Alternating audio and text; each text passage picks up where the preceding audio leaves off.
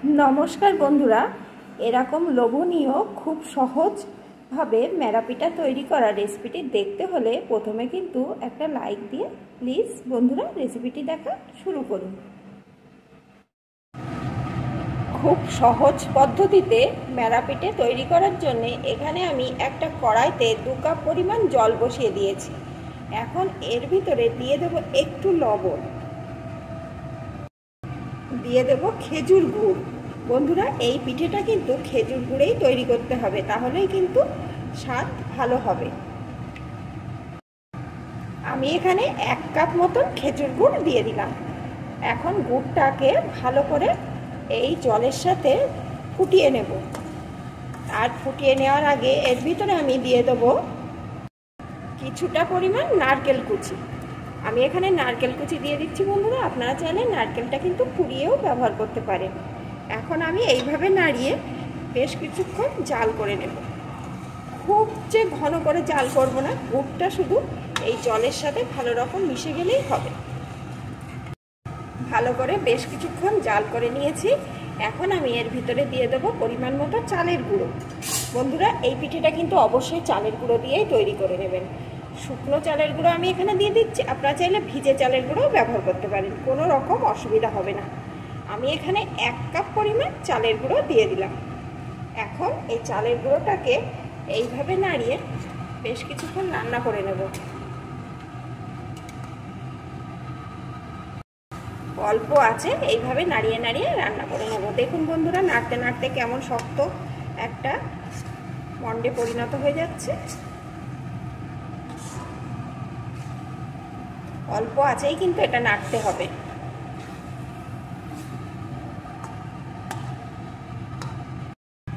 এটা কিন্তু নাড়তে নাড়তে অনেকখানি শক্ত হয়ে গেছে। এখন আমি 5 মিনিট মতন এটাকে এইভাবে রেখে দেব। আর গ্যাসটা কিন্তু এখন আমি অফ করে দিয়েছি।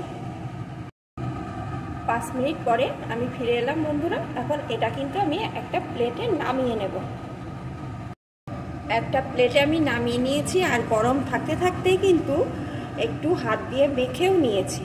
এখন আমি এর থেকে একটু করে নেব আর একটা করে বল তৈরি করব। দেখুন বন্ধুরা আমি হাতের সাহায্যে এরকম ছোট ছোট বল আকারের তৈরি করে নিচ্ছি। আর লক্ষ্য রাখতে হবে বলটা যেন কোথাও ফেটে না যায়, একদম মসৃণভাবে তৈরি হয়। দেখুন আমি আরও দুটো তৈরি করে নিয়েছি বন্ধুরা। আমি এইভাবে সবকটি তৈরি করে ফিরে আসছি। আর আমি এরকম সাইজের করছি, আপনারা চাইলে এর থেকে একটু ছোটও করতে পারেন, আবার একটু বড়ও করতে পারেন। আর এটা কিন্তু অবশ্যই একটু গরম থাকতে থাকতেই করবেন।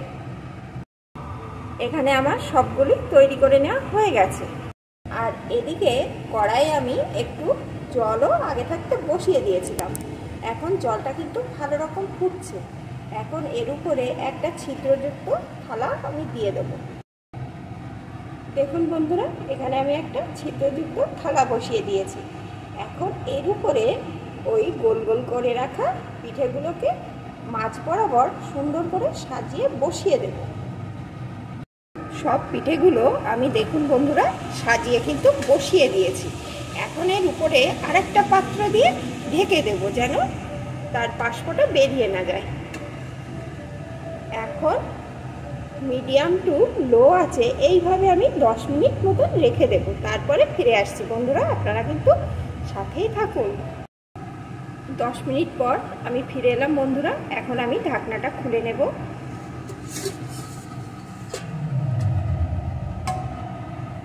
দেখুন দেখলেই বুঝতে পারছেন কতটা সুন্দর হয়েছে।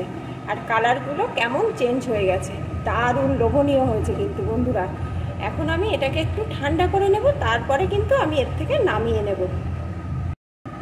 দেখুন বন্ধুরা ঠান্ডা হয়ে যাওয়ার পর এর কালারটা কতটা চেঞ্জ হয়ে গেছে। আর এগুলো কিন্তু দেখতে দারুণ লোভনীয় হয়েছে আর অনেকটাই শক্ত হয়ে গেছে। এই দেখুন বন্ধুরা আমি কাছ থেকে দেখাচ্ছি কতটা লোভনীয়।